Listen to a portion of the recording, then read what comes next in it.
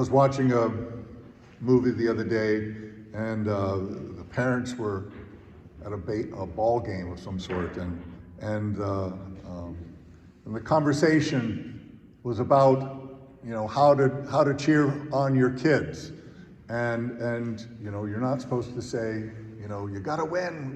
That's the only thing that counts. You have to win. You're supposed to say, do your best and participate. I'm glad my parents said that, because I don't think I won much in sports growing up. But the idea that you love and support your children not for what they do, but for who they are, is exactly what God does for us. God doesn't say, well, because you've done these things, therefore, now I love you. That's not how it works.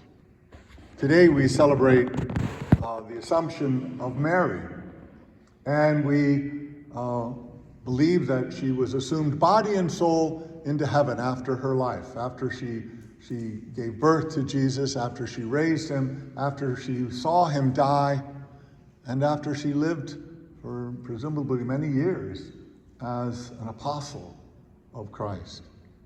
My high school students said, oh yeah, we just assume she's in heaven. That's not what we mean. She was assumed into heaven. That's what we celebrate. And the thing we have to remember is that this is a great sign to us of how much God loves us. That body and soul, she went to heaven. That even the human body is not unworthy of God's great love.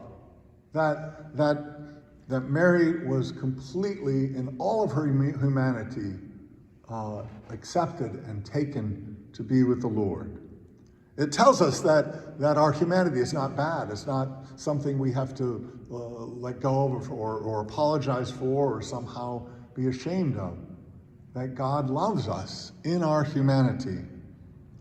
And, Mary is a great exemplar of what it means to be a disciple of Christ. But remember, she was chosen by God to be the mother of Jesus. She didn't plan for it.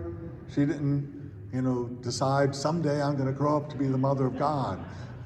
She was surprised when the angel came to her and said, you will bear the Messiah. What's amazing about Mary and what's so venerable about her was that she said yes. That she said yes to that. And then allowed God's will to work through her. And she spent the rest of her life following God's will.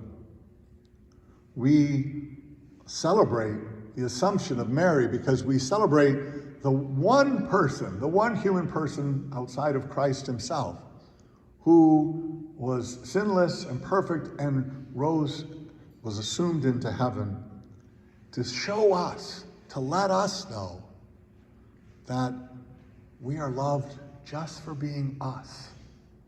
That we don't have to earn it. We don't have to win it. We don't have to prove to God that we're worthy of his love. He gives it to us freely. The Feast of the Assumption, in my mind, tells us of God's great love for humanity. And the Magnificat, the wonderful prayer that Mary reads to us today in this gospel, tells us that she's giving God all the credit for everything she does and everything she will do.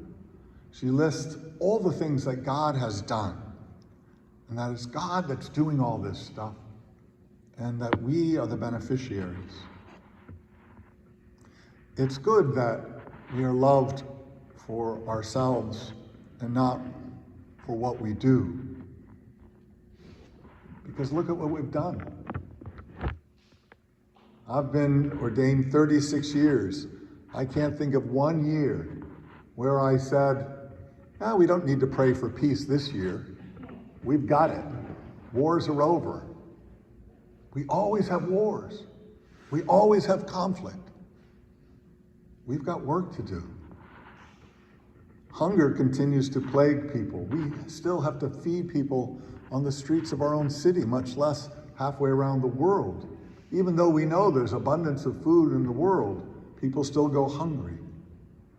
What have we done with all the gifts that God has given us? We've been given the brains to come up with amazing things. The internet has transformed our modern world, and yet it remains one of the biggest problems in our modern world. That instead of using it for so much good things, we use it to buy things, to watch pornography, to build up coalitions of people who hate other people.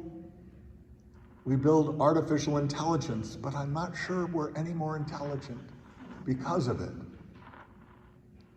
We've been given the gift of science and medical advances, and yet we still reject it, and we don't do what we can to help people, but we try to pretend that vaccines are dangerous instead of the gift of what I think God has given us to help us against diseases. We've known for decades about the threats of pollution and climate change, and yet we continue to pollute and blithely ignore the warning signals of increasing fires that burn down our country and pollution in the oceans and things. What have we done for God to say, oh, my people, you're doing great? Thankfully, we don't have to earn his love. God loves us anyway. God loves us not for who we are and how we sometimes fail, but God loves us because we are his. And the challenge for us is to recognize that we're loved and to recognize that our brothers and sisters are also loved by God. We are called to answer God's call the way Mary did. Yes, thy will be done.